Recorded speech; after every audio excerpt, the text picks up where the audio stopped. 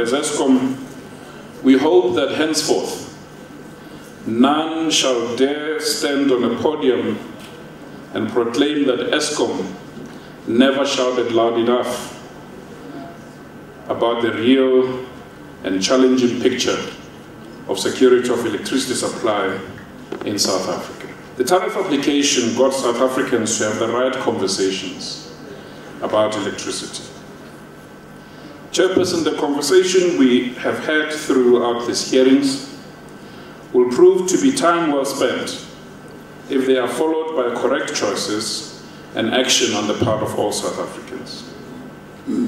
We hope we got South Africans to think on an ongoing basis about appropriate energy mixture for their homes, for their factories, for their mines and manufacturing plants. We have a shared appreciation that the root cause of many problems within the electricity sector is that the price of generating electricity is incorrect. This is the fundamental correction that has to be made as we proceed on a journey of further transforming the sector. If we break down the tariff into its substantial parts, we see a lot of commonality, the tariff discussions. We see a lot of commonality among the presentations. Firstly, there has been a call for greater engagement and broader dialogue. SALGA, COSATU and organized business punctuated this call. This is a call we welcome in line with our own call for a national compact on electricity supply. We welcome this with open arms and we will do our fair share in ensuring that this call is responded to. There has been mixed reactions to the 30% or more equity stake in Kusile, where even SALGA, organized business and analysts stretched this idea to include private sector participation in other existing power stations. Naturally, COSATU advanced equally compelling opposing arguments in this regard.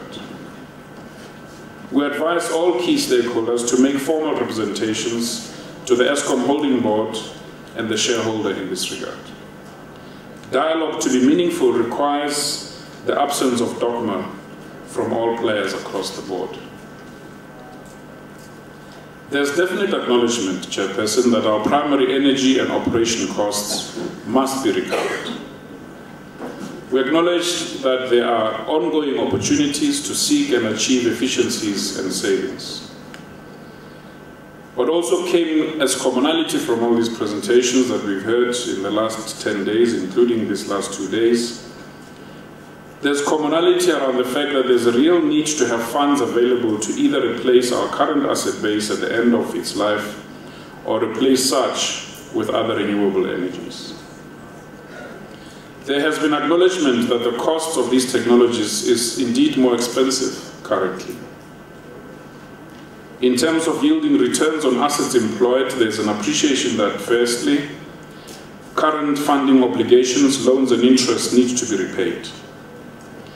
Secondly, private equity holders would require meaningful returns and upside on economic profit or EBITDA. We can debate all these matters at length, but there's no doubt that in the short term of the current MYPD2 period, Eskom's solution is the only viable one.